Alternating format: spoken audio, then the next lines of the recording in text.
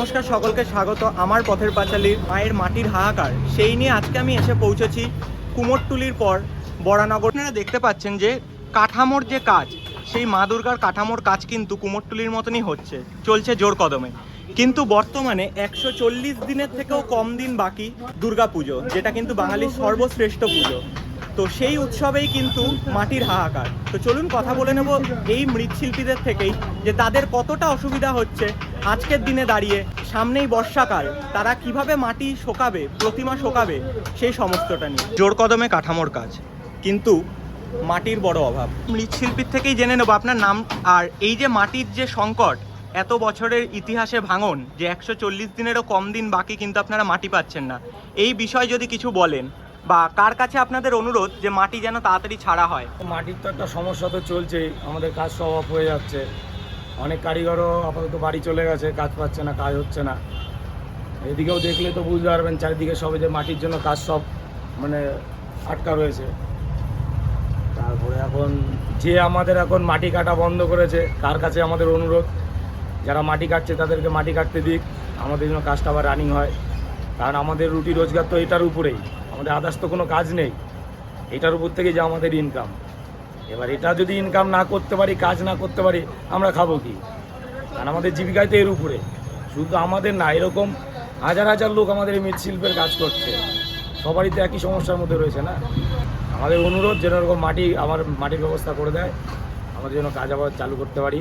আগের দিন কুমোরটুলিতে গেছিলাম, তো সেখানকার মৃৎশিল্পীদের কথা যে 7খানা খাদান রয়েছে ডায়মন্ড হারবারে মাটির, সেখান থেকেও নাকি মাটি কাটতে দেওয়া হচ্ছে না।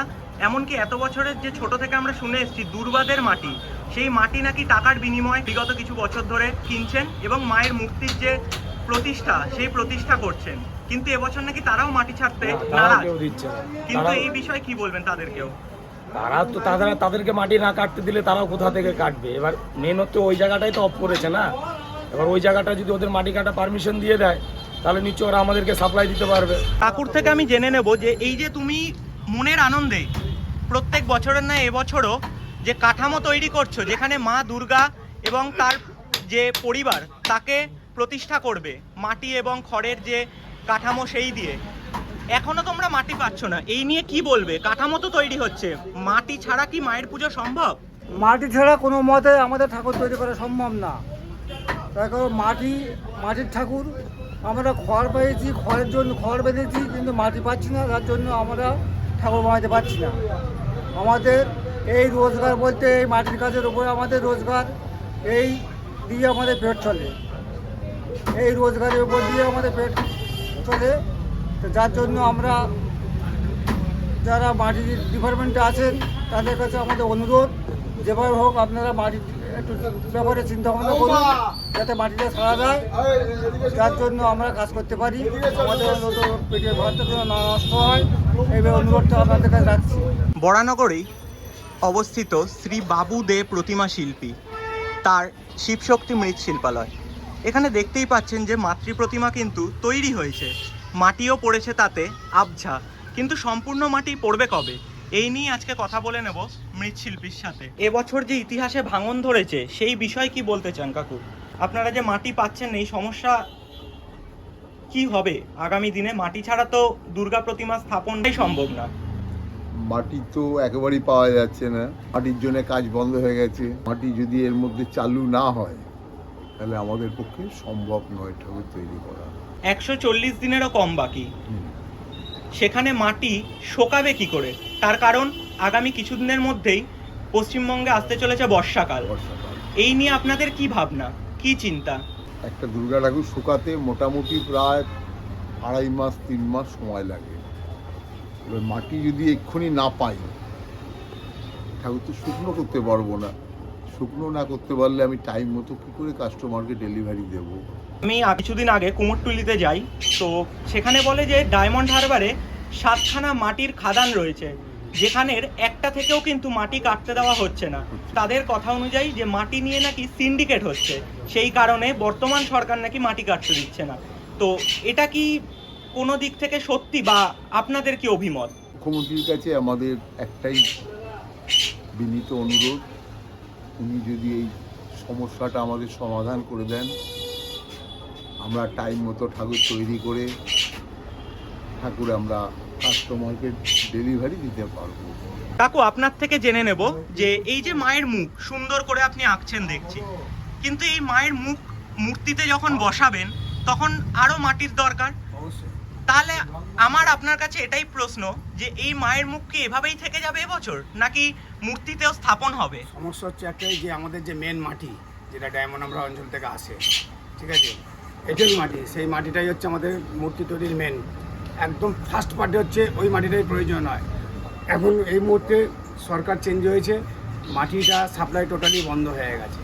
তা এই মাটিটার উপরেই প্রত্যেকটা প্রতিমার যে মেন যে মাটি সেটা হচ্ছে এঁটেল মাটি, সেই মাটিটাই হচ্ছে মেন দরকার আগে, ঠিক আছে। গঙ্গা মাটির সাপ্লাই মোটামুটি আছে, কিন্তু এঁটেল মাটির সাপ্লাই এখন টোটালি বন্ধ হয়ে গেছে। আজকে 15-20 দিন ধরে সকলে যারা আমাদের মাটির সাপ্লাই দেয় তারা অলরেডি হাত তুলে দিয়েছে, বলছেন যে এই মুহূর্তে আমরা মাটি দিতে পারবো না, সরকার থেকে চাপ সৃষ্টি করেছে যে আমরা মাটি কাটতে পারবো না, ঠিক আছে। তা আমার বক্তব্য হচ্ছে এটাই যে আমি মাননীয় মুখ্যমন্ত্রীকে এটাই বলতে চাইছি যে উনি অন্তত আমাদের জন্যে মৃৎশিল্পীর জন্যে, যে সামনে তো পুজো এগিয়ে আসছে, বর্ষা চলে আসছে, আর কয়েকদিনের মধ্যে বর্ষাও চলে আসবে, যে আমাদের মাটিটা অন্তত সাপ্লাইয়ের একটা ব্যবস্থা করুক। কেননা আমাদের এই রুটি রোজগার টোটালটাই হচ্ছে মাটির উপর। মাটি যদি ঠিকঠাক সাপ্লাই না থাকে কোনো মূর্তি দাঁড়াবে না, তাহলে এই বছর দুর্গাপুজো হবে না।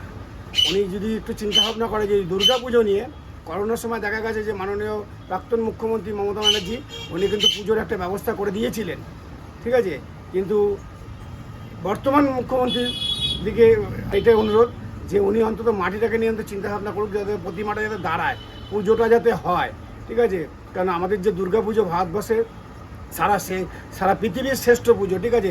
সারা পৃথিবী তাকিয়ে থাকে এই কলকাতা দুর্গাপুজোর দিকে, ঠিক আছে। অতএব সারা পৃথিবীতে দুর্গাপুজোর একটা আলাদা মানে মান মর্যাদা আছে, একটা ঐতিহ্য আছে। সারা পৃথিবীর লোক এই কলকাতাতে আসে দুর্গা প্রতিমা দর্শন করতে, হ্যাঁ। সারা রাতের একটা হই হুল্লোড় থাকে, একটা উৎসব থাকে, ঠিক আছে। সারা দুনিয়া একটা আলোয় আলোয় হয়ে থাকে, সেফ কিন্তু দুর্গাপুজো নেই। অর্থাৎ মা দুর্গা যদি না তৈরি হয় তাহলে বাংলা কিন্তু একদম পুরোপুরি অচল হয়ে যাবে, যে দুর্গাপুজো ঠিকঠাক যদি না হয়। তাই আমি মাননীয় মুখ্যমন্ত্রীকে অনুরোধ করছি যে উনি অন্তত আমাদের এই বিষয়টা একটু দেখুক, তাতে আমাদের ভীষণ উপকৃত হয়।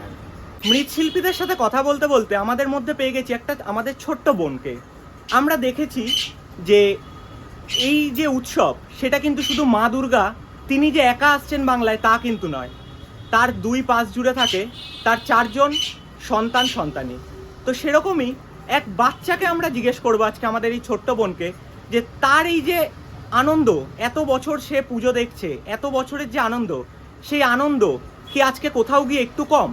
আজ 140 দিনেরও কিন্তু কম বাকি আমাদের বাংলার যে ঐতিহ্যবাহী পুজো, সেই দুর্গা পুজো। তো তোমার কাছে বোন জেনে নেব যে এত বছর ধরে তুমি পুজোয় তোমার ঘরে দেখছো ঠাকুর তৈরি হচ্ছে, খুব এক্সাইটমেন্ট থাকে তোমার, যে মনে আনন্দ যে আমরা বিক্রি করব ঠাকুর, এমনকি মণ্ডপে গিয়ে আমাদের বানানো ঠাকুর আমরা দেখব।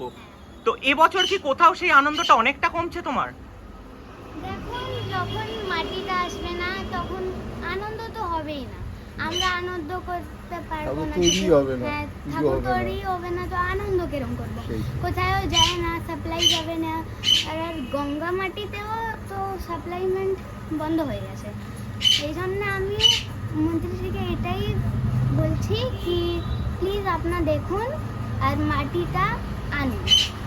এই ছোট্ট বোনের যে স্বল্প আর্তনাদ, যে মাটি না এলে তাদের তৈরি হবে না প্রতিমা, এবং তারা সেই প্রতিমা বিক্রি করতে পারবেন না, যেটা দিয়ে কিন্তু তাদের পেট চলে, তাদের জীবিকা নির্বাহন করে। এই সরকারের কাছে অনুরোধ তাদের সকলের একটাই, যেন মাটি দেওয়া হয় এবং এই মাটি দিয়ে তারা খুব শীঘ্রই মূর্তি তৈরি করেন এবং দেবী দুর্গাকে, বাঙালির যে সর্বশ্রেষ্ঠ দুর্গাপুজো, সেখানে প্রত্যেক মণ্ডপে মণ্ডপে যেন পৌঁছে দিতে তারা সক্ষম হয়। আসছি নতুন কোনো ভিডিও নিয়ে, ততক্ষণ আনন্দে থাকুন, হাসি খুশি থাকুন, আর দেখতে থাকুন আমার পথের পাঁচালী চ্যানেলের সমস্ত ভিডিও। আমার পথের পাঁচালী চ্যানেল প্রত্যেক মৃৎশিল্পীর পাশে। ধন্যবাদ।